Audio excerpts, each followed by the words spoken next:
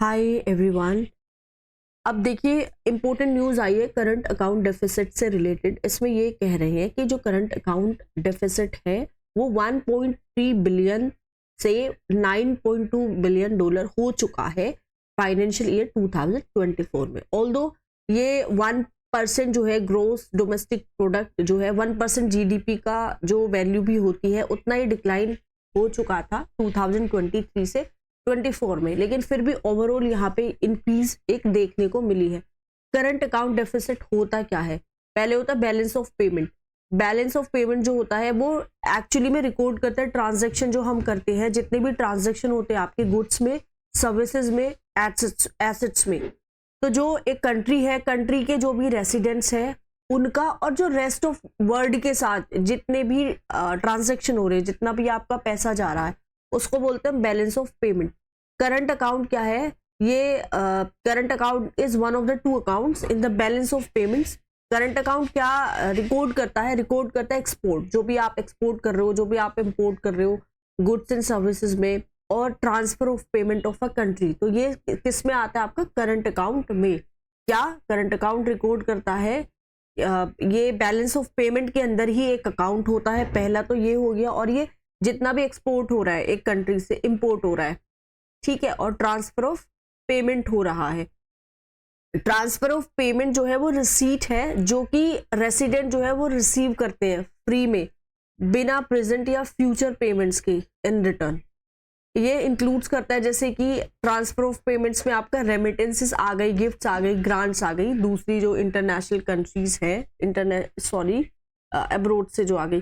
Capital account क्या है? Second account है जो रिकॉर्ड करता है सारे इंटरनेशनल परचेसेस, जितने भी आपने परचेज किए हैं बाहर की कंट्रीज से, और आपने अगर कुछ अपने एसेट्स को सेल किया है, जैसे मनी है, स्टॉक्स है, बॉन्ड्स है, एटसेट्रा, एक स्पेसिफाइड टाइम के लिए, यानी कि एक जो ईयर है उसमें ही ये कैलकुलेट होता है।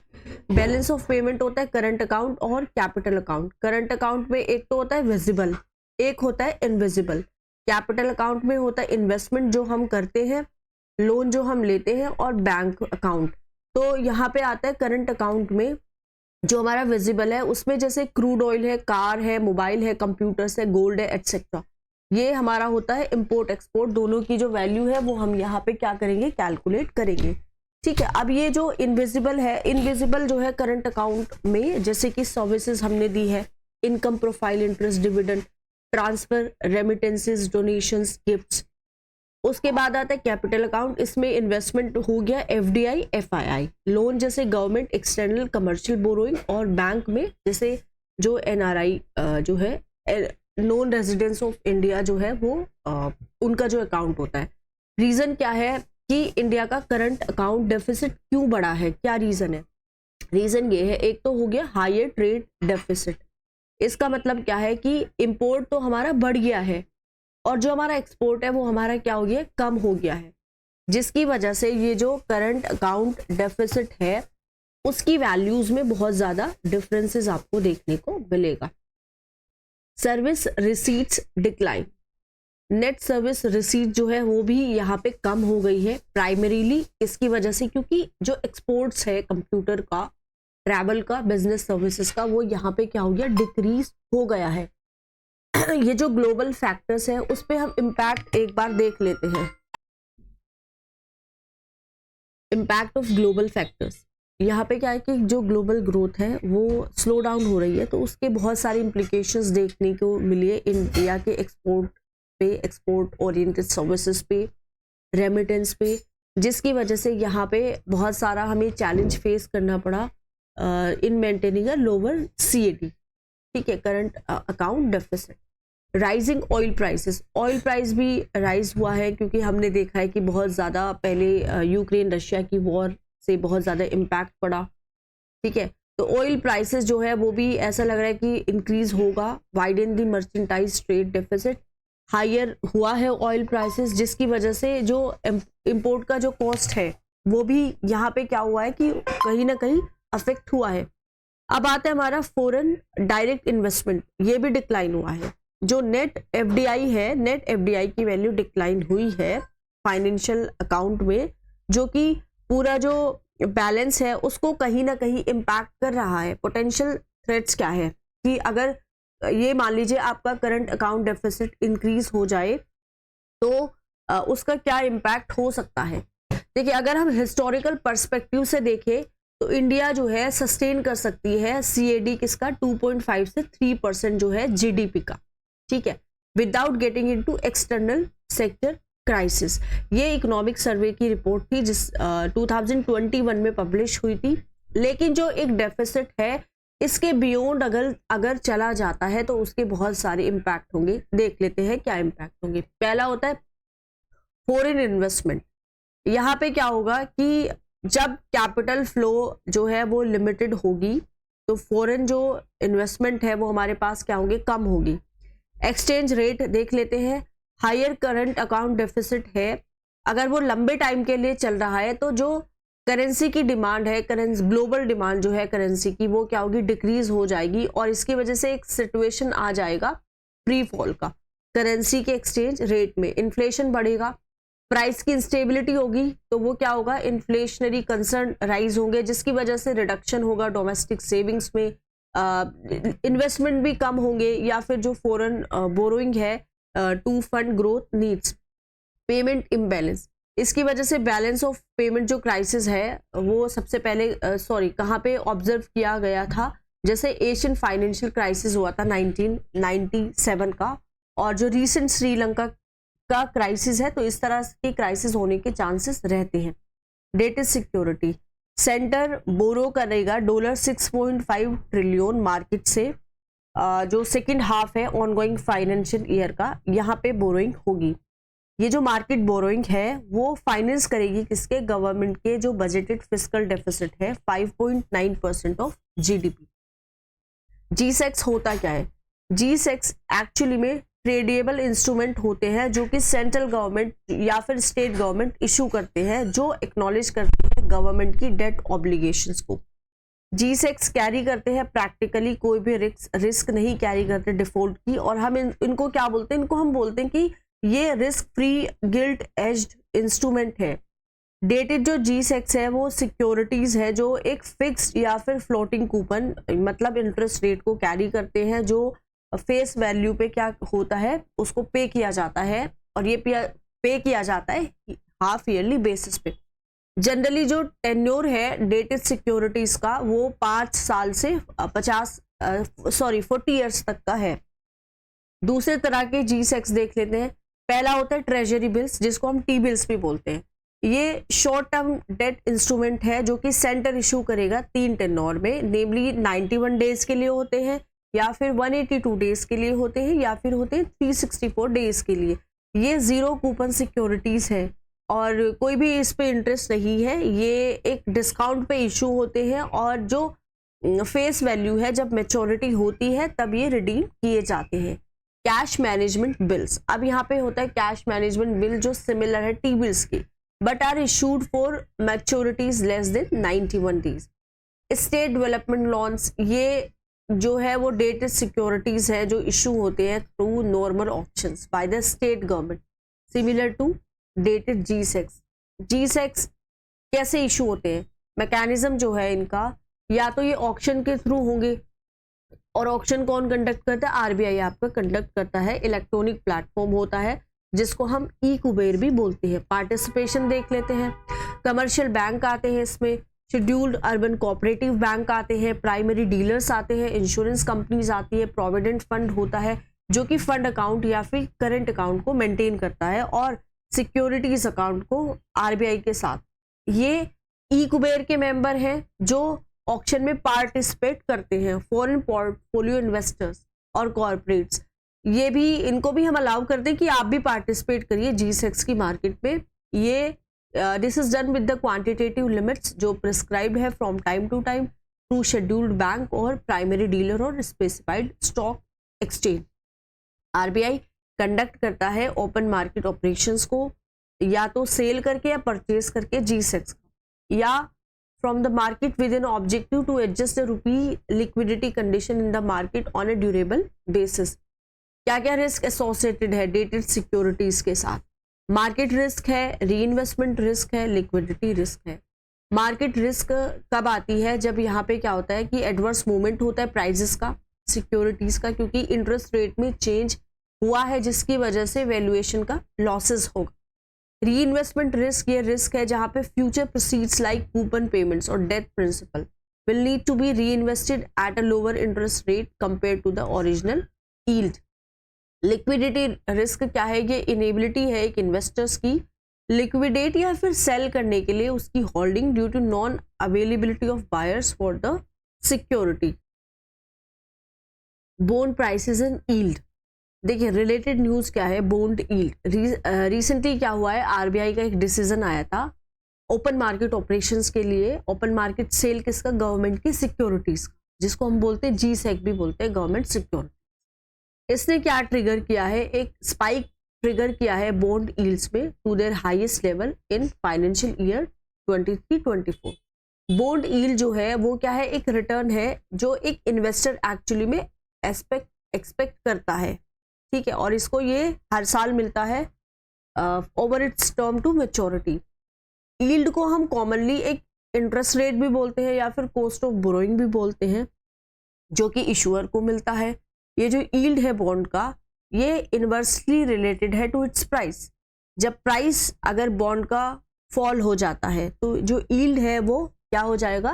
राइज होगा। जैसे ये बॉन्ड यील्ड है, ये अगर राइज होगा तो बॉन्ड का प्राइसेस क्या होगा? यहाँ पे इंक्रीज हो रहा है।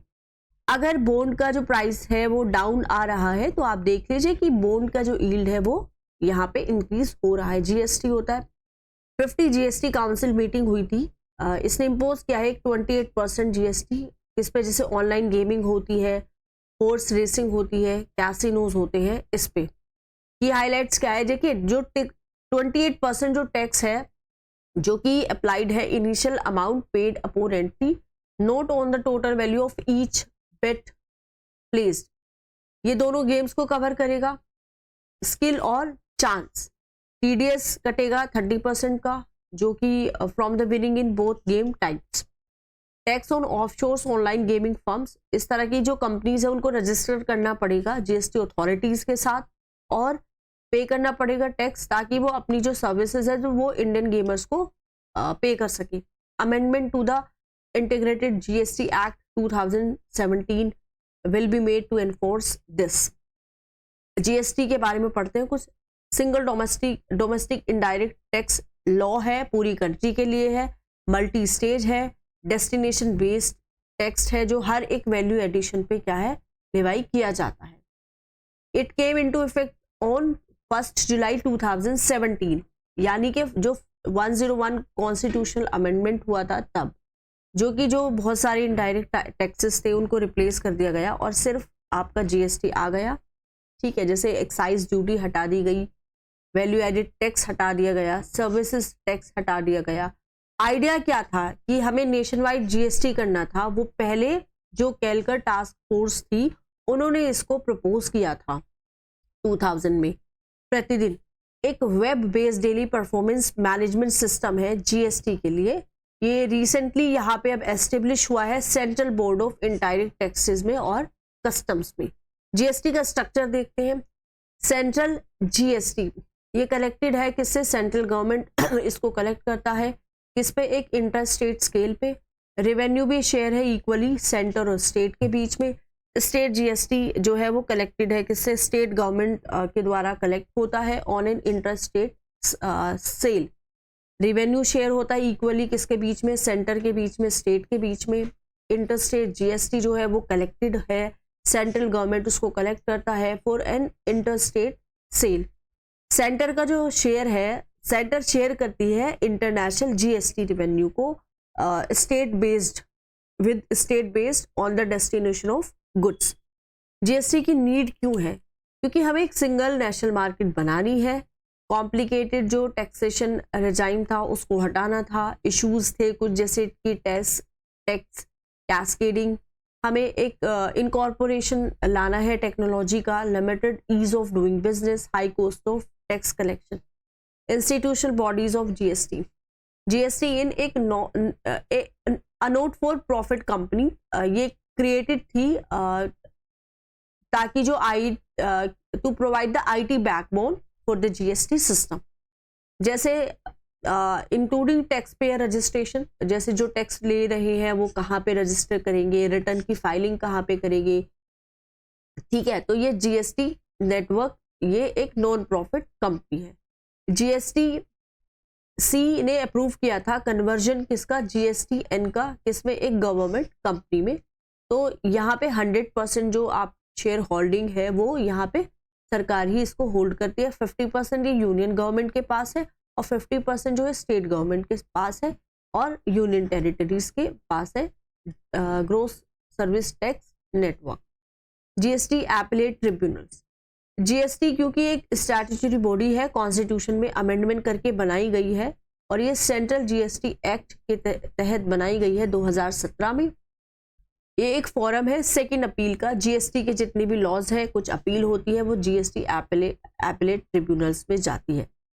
Appellate tribunals first common forum है किसका, डिस्प्यूट रिजोल्यूशन का। अगर हो जाता है सेंटर स्टेट के बीच में तो ये मैंडेटेड है कि हमें कैसे हियर करनी है appeal against orders passed by appellate authority और रिविजनल अथॉरिटी। चेंजेस जो भी इंट्रोड्यूस होंगे सेंट्रल गुड्स और सर्विस टैक्स में एक्ट में 2023 में जो इंट्रोड्यूस हुए वो देख लेते हैं। चेंज हुआ है क्वालिफिकेशन में, जो GST-AT के जो मेंबर होंगे उनकी क्या क्वालिफिकेशन हो गई, उनमें चेंज किया गया है। अलाउ करते हैं एडवोकेट को विद एटलीस्ट कि अगर उनके पास 10 साल का भी एक्सपीरियंस है तो उनको जुडिशियल मेंबर के लिए अपॉइंट किया जा सकता है। उनका एक सब्सटैंशियल एक्सपीरियंस होना चाहिए in matters related to indirect taxation. Minimum age जो है, जो अगर हमें अपॉइंट करनी है एज अ मेंबर ऑफ और president of GST Act will be 50 years. Increase करना है हमें age limit, president GST Act के 67 है अभी करंट, तो 70 ईयर्स इसको हम कर देंगे। और जो मेंबर्स है उनके 65 से 67। GST काउंसिल कॉन्स्टिट्यूशनल बॉडी है जो प्रेसिडेंट ने एस्टेब्लिश की थी अंडर द आर्टिकल 279A। ये एक जॉइंट फोरम है किसका, सेंटर स्टेट का। चेयरपर्सन होते हैं यूनियन फाइनेंस मिनिस्टर, मेंबर्स होते हैं इस पे यूनियन मिनिस्टर ऑफ स्टेट जो कि इंचार्ज है रेवेन्यू का, मिनिस्टर इंचार्ज ऑफ फाइनेंस या फिर टैक्सेशन, या फिर दूसरा कोई मिनिस्टर जो नॉमिनेट होता है हर एक स्टेट गवर्नमेंट से। डिसीजन मेकिंग होती है वोटिंग के थ्रू। यहाँ पे क्या है, 3/4 मेजोरिटी जो है उसकी जरूरत है, जो प्रेजेंट हो, वोटिंग भी हो। सेंटर का जो शेयर है वो 33% है ऑफ वोट्स कास्ट। काउंसिल क्या बनाता है, डिसीजन बनाते हैं बहुत सारे एस्पेक्ट्स पे GST के, जैसे टैक्स की रेट्स क्या होगी, exemptions, revenue sharing between the centre and the state. यहाँ पे क्या हो रहा है, वाइडनिंग हो रही है टैक्स बेस की। रिसेंटली क्या है, सरकार ने हाईलाइट किया है कि जो इंट्रोडक्शन हम कर रहे हैं नई ट्रैकिंग फीचर्स का, इसने हेल्प की है जो कि टैक्स बेस है उसको वाइड करने में। क्या क्या स्टेप लिए हैं सरकार ने, देखते हैं। क्रॉस सीडिंग किसका, पैन का विद बैंक अकाउंट एंड आधार। इससे क्या हो रहा है कि सरकार जो है वो अब ट्रैक कर लेगी जितने भी फॉर्मल ट्रांजैक्शन हो रहे हैं बैंक्स के थ्रू, तो यहाँ पे ट्रैक करना थोड़ा सा इजी रहेगा। नई TDS के कोड्स आए हैं 35 से 36 से 65 कोड आए हैं, जिसकी वजह से क्या हो रहा है, जो इंक्रीज हुआ है ट्रांजैक्शन। इंट्रोडक्शन किसका, न्यू डेटा सोर्सेस का आया है in the statement of financial transaction, जिसकी वजह से क्या हो रहा है, डिवाइड हो चुका है such as dividend, interest etcetera. Current scenario of taxation in India, tax to GDP ratio आया है। वो एक रेशियो है एक्चुअली में टैक्स रिवेन्यू का, जो डायरेक्ट भी हो सकता है, इनडायरेक्ट भी हो सकता है, एक कंट्री का compare to countries GDP। Tax to GDP ratio 11.1% है FY23 में, जो इंक्लूड करता है डायरेक्ट टैक्सेस 6% और इनडायरेक्ट टैक्सेस 5.1%। तो ये यूजफुल है अगर हमें एक कंट्री की कैपेसिटी को मेजर करना है कि एक कंट्री की क्या कैपेसिटी है टैक्स रिवेन्यू को जनरेट करने, उससे वो हम मेजर कर सकते हैं।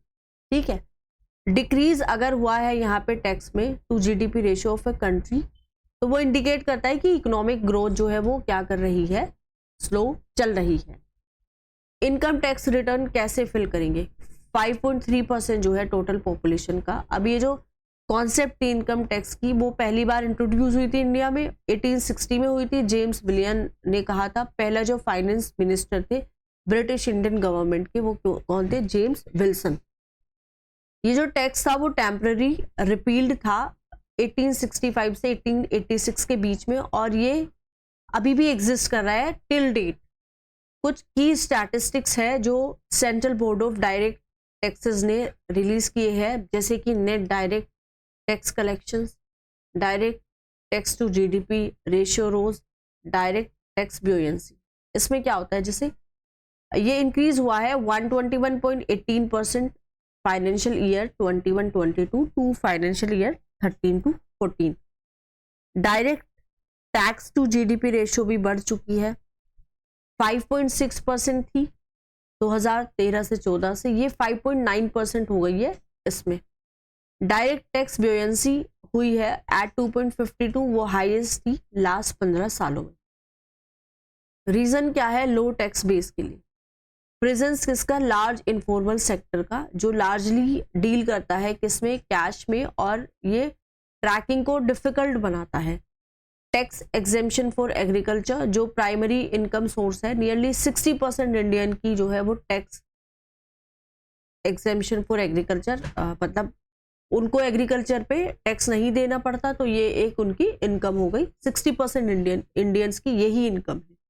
हाई इंसिडेंस है टैक्स लिटिगेशंस के, 5 लाख यहाँ पे केसेस पेंडिंग है कंट्री में। वो किसकी वजह से? टैक्स के लिटिगेशन की वजह से ही। यहाँ पे कमी है टेक्निकल एक्सपर्टीज की और रिसोर्सेज की, फाइनेंशियल एंड मैन पावर, जिसकी वजह से क्या हो रहा है? लेस इफेक्टिव टैक्स एडमिनिस्ट्रेशन अब यहाँ पे है। Related news, angel tax. Ministry of finance ने प्रपोज किया है कि कुछ चेंजेस हुए हैं एंजल टैक्सेशन में, और उसने नोटिफाई किया है फॉरेन एंटिटीज को, जो क्या होगी? एग्जेम्प्ट होगी कहाँ से? टैक्स प्रोविजन से। एंजल टैक्स क्या है? एंजल टैक्स इंट्रोड्यूस हुआ था 2012 में, refers to tax levied on capital raise by unlisted companies. Objective क्या था कि हमें डिटर करना है जनरेशन को और यूज करना है एक अनअकाउंटेड मनी को through subscription of shares of a closely held company at a value which is higher than fair market value. Official statistics क्यों है न्यूज में? मिनिस्ट्री जो है स्टैटिस्टिक्स की एंड प्रोग्राम इम्प्लीमेंटेशन की, उसने एक ड्राफ्ट फॉर्मुलेट किया है जिसको हम बोलते हैं national policy on official statistics. Policy क्या करती है? रीइंफोर्स करती है कि जो यूनाइटेड नेशन फंडामेंटल प्रिंसिपल है ऑफिशियल स्टैटिस्टिक्स के, उनको क्या करती है? रीइंफोर्स करती है। की ट्रस्ट एरिया मेंशन है यहाँ पे पॉलिसी में। क्रिएशन हुआ है एक इंटीग्रेटेड डेटा सिस्टम का, ताकि जो डेटा सेट्स हैं उनको हम इंटरलिंक कर सके, और इससे क्या आएगा? इंटरोपैरेबिलिटी यहाँ पे आएगा। ये एक नेशनल इंपॉर्टेंस का है, ठीक है। कैरेक्टरिस्टिक्स क्या है कोर स्टैटिस्टिक्स के? कि नेशनल इंपॉर्टेंस रखता है, मैंडेटरी है सारे गवर्नमेंट के लिए हर एक लेवल पे, अगर हमें कलेक्ट करना है और डिसमिनेट करना है as per laid down protocols. Conforming to prescribed definitions, concept and standards to be updated periodically with predetermined periodicity to be made available at various disaggregated level। अब देखिए मेरी अभी वीडियो के बीच में आपसे छोटी सी रिक्वेस्ट है कि अगर प्लीज आपने मेरे चैनल को लाइक नहीं किया तो प्लीज लाइक कर दीजिए, ठीक है। आप अगर इसको सब्सक्राइब करेंगे तो मुझे भी थोड़ी सी हेल्प मिलेगी। लाइक कीजिए, शेयर कीजिए, सब्सक्राइब कीजिए, और मुझे पूरा मौका दीजिए कि मैं, अगर आप सब्सक्राइब करेंगे तो मुझे एक मोटिवेशन मिलेगा कि मैं आपके लिए वीडियो बना के अपलोड करूं यूट्यूब पे। तो अगर आपको लग रहा है कि मैं ज़्यादा फास्ट पढ़ा रही हूँ तो आप प्लीज़ कमेंट में बताइए, ठीक है। कुछ आपको मुझे फीडबैक देनी है तो मोस्ट वेलकम, आप वो भी आप प्लीज़ कमेंट में बता सकते हैं। लेकिन मेरी रिक्वेस्ट है आप प्लीज़ बिना सब्सक्राइब किए मत जाइए, क्योंकि जब मैं वीडियो अपलोड करती हूँ तो अगर आपने सब्सक्राइब किया हुआ है तभी आपको उसका नोटिफिकेशन आपको मिलेगा, ठीक है। Okay, let's begin. Innovation hub for piloting emerging technologies जैसे कि आर्टिफिशियल इंटेलिजेंस है, कोर ऑफिशियल स्टैटिस्टिक्स की स्टैटिस्टिकल प्रोडक्ट जैसे कि GDP, price indices, SDGs etcetera वो डेजिग्नेटेड है as core statistics.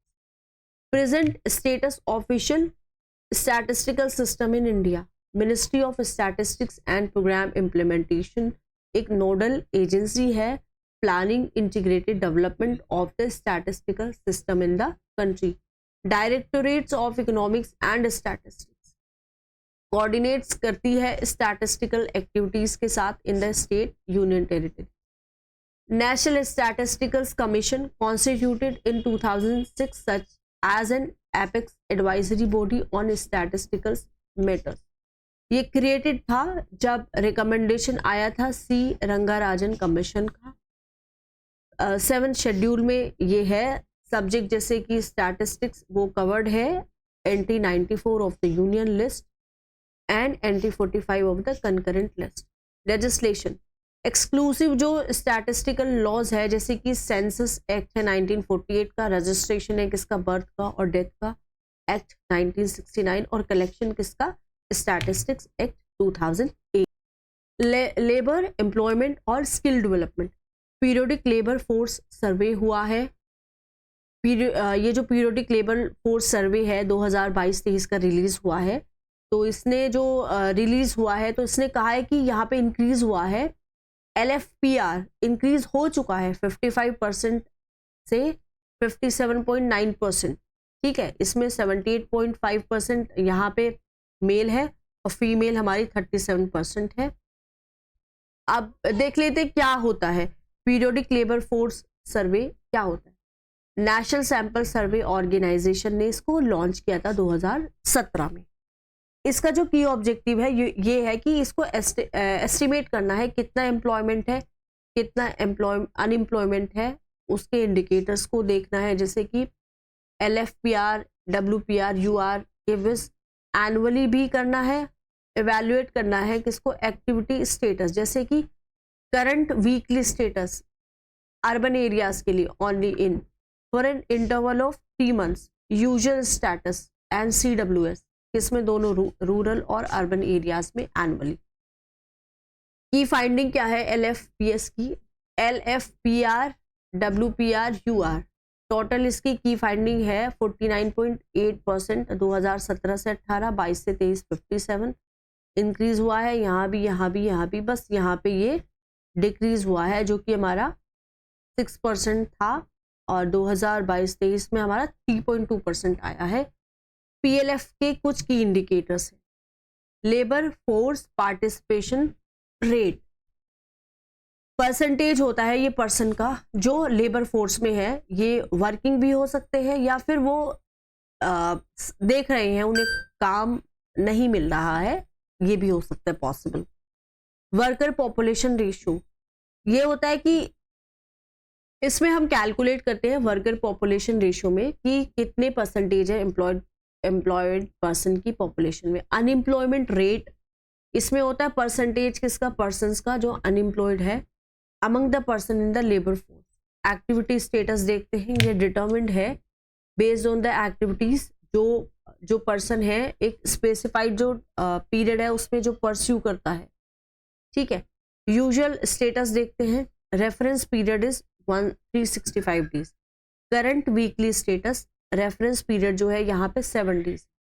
PLFS finding देखते हैं जेंडर पे गैप पे। 2023 में क्या था कि गैप जो है वर्क आवर्स में वो ज़्यादा था सेल्फ एम्प्लॉयमेंट वर्कर्स के लिए, जिसमें 50% मोर था मेन के लिए और जो रेगुलर वेज वर्कर है उनके लिए थोड़ा सा लोवेस्ट था। जो आदमी है वो अर्न करते हैं विमेन से ज़्यादा, चाहे वो हम किसी भी फॉर्म ऑफ वर्क में देखें। गैप जो है वो सबसे ज़्यादा बड़ा है सेल्फ एम्प्लॉयमेंट लोगों के लिए। 2023 में क्या हुआ था, मेल सेल्फ एम्प्लॉयड जो वर्कर्स थे उन्होंने 2.8 टाइम्स ज़्यादा कमाया था विमेन से ज़्यादा, जहाँ पे जबकि जो मेल रेगुलर वेज वर्कर्स थे उन्होंने 25% ज़्यादा यहाँ पे कमाए। Labour force participation rate rural women के लिए वो भी बढ़ चुकी है, यहाँ पे एक सिग्निफिकेंट राइज आया है, किसमें प्रोपोर्शन में सेल्फ एम्प्लॉयमेंट विमेन के लिए। हावेवर जो एवरेज आवर्स है, hours work per week for rural self employment women, वो थोड़ा सा गिर चुका है, 37.1% हो चुका है 2019 में, जबकि ये था 30% आया है अभी की जो वैल्यू आई है। नोबेल प्राइज इकोनॉमिक्स में देखते हैं विमेन इन लेबर फोर्स, यहाँ पे क्या आता है कि एक स्वेरिया रिक्स बैंड प्राइज जो है इकोनॉमिक साइंसेस में in memory of Alfred Nobel 2023, वो क्लॉडिया गोल्डन को दिया गया है, क्योंकि उन्होंने जो विमेंस लेबर मार्केट आउटकम्स है उसकी अंडरस्टैंडिंग को एडवांस किया है। नोबेल प्राइज क्या है? इंटरनेशनल अवार्ड होता है जो एडमिनिस्टर्ड होता है Nobel Foundation in Stockholm, Sweden, and based on the last will of Alfred Nobel in 1895। 1901 में इंस्टीट्यूट हुआ था, और ये एनुअली दिया जाता है 5 कैटेगरीज में लोगों को जिन्होंने बहुत ज्यादा बेनिफिट दिया है ह्यूमन काइंड में, नोबेल प्राइज उनको दिया जाता है। 6 जो कैटेगरी है नोबेल प्राइज दिया जाता है इकोनॉमिक साइंसेस में, वो 1968 में इंस्टीट्यूट हुआ था। इसको लेके आए थे रॉयल बैंक जिसका स्वीडन का, और पहले ये 1969 में पहले इसको अवार्ड किया था। नोबेल प्राइजेस को कौन देता है? रॉयल स्वीडिश एकेडमी जो है साइंसेस की, वो अवार्ड करती है नोबेल प्राइजेस फिजिक्स में, केमिस्ट्री में और इकोनॉमिक्स में। नोबेल प्राइज लिटरेचर में वो स्वीडिश एकेडमी देती है, जिसको हम बोलते हैं स्टॉकहोम जो स्टॉकहोम में लोकेटेड है स्वीडन में। नोबेल असेंबली जो है eight Karolinska institute Stockholm Sweden, ये अवार्ड करेंगे नोबेल प्राइज किसके? मेडिसिन यानी कि फिजियोलॉजी में। नॉर्वेजियन नोबेल कमेटी जो कॉन्स्टिट्यूट की थी नॉर्वेजियन पार्लियामेंट ने, अवार्ड करती है नोबेल पीस प्राइज। विनर क्या रिसीव करते हैं? एक उनको नोबेल डिप्लोमा मिलता है, each of which is a unique work of art. Nobel medal उनको मिलेगा, कैश प्राइज भी मिलेगा, ठीक है। और नोबेल स्टैट्यूट जो है वो प्रोहिबिट्स करता है जज को from discussing their deliberations for 50 years. क्या क्या फैक्टर्स है जो इन्फ्लुएंस करते हैं फीमेल लेबर फोर्स पार्टिसिपेशन को? देखिए, गोल्डिन्स यू कर्व डेमोन्स्ट्रेटेड दैट कि यहाँ पे कोई हिस्टोरिकली कंसिस्टेंट एसोसिएशन नहीं है विमेन पार्टिसिपेशन की जो है लेबर मार्केट में और उनकी इकोनॉमिक ग्रोथ को लेके। ये कुछ ऐसे नॉर्म्स हैं, कुछ ऐसे फैक्टर्स हैं जो उसको इन्फ्लुएंस करते हैं, जैसे कि सोशल नॉर्म्स। यहाँ पे आता है लेजिस्लेटिव गैप या फिर कस्टम, जिसको हम मैरिज बार्स भी बोलते हैं। ऑफन क्या करता है? ये प्रिवेंट करता है कि जो शादीशुदा जो औरतें हैं वो अपना जो एम्प्लॉयमेंट है वो कर नहीं सकते। यहाँ पे डिमांड होती है लेबर की, बट क्योंकि मैरिड है, रिस्पॉन्सिबिलिटी ज़्यादा है, टाइम नहीं मिल पाता, तो यहाँ पे क्या है, थोड़े से बार्स आ चुके हैं। पेरेंटहुड, रिस्पॉन्सिबिलिटी आती है एक औरत पे चाइल्ड केयर की, और ये आदमियों से ज़्यादा होती है, तो उनका जो करियर है, करियर प्रोग्रेस इस वजह से अच्छे से नहीं हो पाता। टेक्नोलॉजिकल इनोवेशन, कॉन्ट्रासेप्टिव जो पिल है, इसकी वजह से क्या हुआ है, women delaying marriage and child birth. तो इस तरह से क्या हो रहा है, उनका जो एजुकेशन है और करियर प्रोस्पेक्ट्स क्या हो रहा है, इंक्रीज हो रहा है। मेजर्स लिए गए हैं कि हम ये जो जेंडर गैप है उसको रिड्यूस कर सके। कोड ऑन सोशल सिक्योरिटी 2020, इसमें मैटरनिटी लीव दी गई है 26 हफ्तों के लिए, जो और मैंडेटरी क्रैश फैसिलिटीज भी रखी है। Code on occupation safety, health and working conditions 2020, employment जो है विमेन का in above ground mines and in below ground working in technical supervisory and manager work, ये भी यहाँ पे स्टेप्स लिए गए हैं। कोड ऑन वेजेस 2019, कोई भी डिस्क्रिमिनेशन नहीं होना चाहिए एम्प्लॉयज के अगेंस्ट जेंडर के ग्राउंड पे। इवोल्यूशन देखते हैं विमेन का वर्क फोर्स में कैसे हुआ, ठीक है। ये एक महिला है, ये शादीशुदा महिला है और ये काम कर रही है, तो यहाँ पे खेतों पे काम कर रही है, ठीक है। उसके बाद महिला इंडस्ट्री में आ जाती है, ओके। उसके बाद सर्विस सेक्टर्स में आ जाती है, तो ये दिया गया है कॉन्ट्रासेप्टिव पिल, चेंजिंग एक्सपेक्टेशन और एक्सपैंडिंग एजुकेशन, जो हम ऑलरेडी डिस्कस कर चुके हैं। गिग इकोनॉमी की बात करते हैं, होती क्या है, बहुत सारे इश्यूज आए हैं रिसेंट पास्ट में जो गिग वर्कर्स है उनके बीच में, जैसे कि अगर हम इंक्लूड करें strike by Blinkit workers, protest by Zomato and Swiggy delivery riders among others.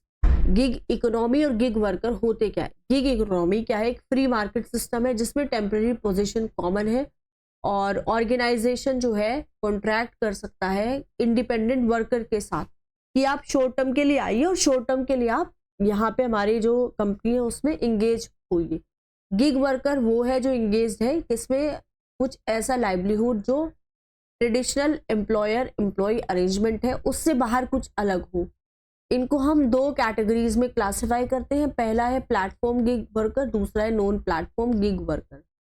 जो online software apps digital platform में काम करते हैं उनको बोलते हैं प्लेटफॉर्म गिग वर्कर्स, जैसे कि food aggregator platform Zomato Swiggy Ola other. दूसरा आता है नॉन प्लेटफॉर्म गिग वर्कर, ये यूजुअली कैजुअल वेज्ड होते हैं और इनका ऑन अकाउंट ये वर्कर होते हैं कन्वेंशनल सेक्टर्स में, ये इंगेज होते हैं पार्ट टाइम या फुल टाइम वर्क में। इंक्रीज क्यों हुआ है गिग इकोनॉमी में? क्योंकि इंटरनेट का एक्सेस बढ़ा है, रैपिड इंक्रीज हुई है स्टार्टअप इकोसिस्टम में, इंटरऑपरेबिलिटी हुई है प्लेटफॉर्म्स की, चेंजिंग हुआ है वर्क अप्रोच में, राइजिंग डिमांड हुई है यहाँ पे कॉन्ट्रैक्चुअल एम्प्लॉयज की। कुछ रेगुलेटरी फ्रेमवर्क बनाए गए हैं गिग इकोनॉमी के इंडिया में। पहला आया था कोड ऑफ ऑन वेजेस 2019, ये प्रोवाइड करता है यूनिवर्सल मिनिमम एज और floor wage across organised and unorganised sectors including gig workers. ठीक है, अब यहाँ पे आता है कोड ऑन सोशल सिक्योरिटी 2020, ये क्या करता है, प्रोटेक्ट करता है गिग वर्कर की जो राइट है, कैसे उनको सोशल सिक्योरिटी प्रोटेक्शंस देखे। इसका अटेम्प्ट क्या है कि ये डिफाइन करता है गिग को, प्लेटफॉर्म को और अनऑर्गेनाइज वर्कर्स को, जबकि ये एंटाइटलमेंट्स को क्या करता है, स्पेल आउट करता है। So it also propose to establish a social security fund and national social security board, ताकि जो सुपरवाइज कर सके, फॉर्मुलेट कर सके स्कीम्स को कि जो गिग वर्कर है उनका अच्छे से वेल बीइंग हो, और उसके साथ साथ प्लेटफॉर्म वर्कर प्रोवाइड करता है personalised services, saves time and money. Employees के लिए क्या देता है, फ्लेक्सिबिलिटी देता है, रिमोट वर्किंग देता है, वर्क लाइफ का यहाँ पे बैलेंस आ गया है। ठीक है, अब आता है एम्प्लॉयर्स को क्या देता है, लो कॉस्ट लेबर आ जाता है, लो कंप्लायंस कोस्ट आ जाता है, डाइवर्स पूल आ जाता है लेबर का। कंट्री के लिए क्या करता है, एम्प्लॉयमेंट क्रिएट करता है, सर्व करता है नीड किसका, बहुत सारे सेक्टर्स का, सोसाइटी का। स्टार्टअप थ्राइव हो, इसमें भी हेल्प करता है, इकोनॉमी हमारी यहाँ पे क्या हो रही, बूस्ट हो रही है। ठीक है, और भी रिसेंट डेवलपमेंट हुए हैं रिगार्डिंग गिग इकोनॉमी और गिग वर्कर, जैसे स्टैंडिंग कमेटी है लेबर पे, टेक्सटाइल पे, स्किल डेवलपमेंट पे। उन्होंने पूछा है मिनिस्ट्री ऑफ लेबर और एम्प्लॉयमेंट से कि आप फॉर्मुलेट कीजिए और इम्प्लीमेंट कीजिए वेलफेयर स्कीम्स को गिग वर्कर के लिए। G22 लेबर और एम्प्लॉयमेंट मिनिस्टर्स मीटिंग हुई थी 2023 में, इसने कंक्लूड किया है कि अगर हमें एक आउटपुट डॉक्यूमेंट जो है उसको अडोप्ट करें किस पे, sustainable social protection for gig and platform workers. Rajasthan state government ने क्या किया है, has pioneered in creating a welfare bill लेके आई है गिग वर्कर के लिए स्टेट में, by passing a platform based gig workers registration और वेलफेयर बिल यहाँ पे 2023 में पास हुआ है। ठीक है,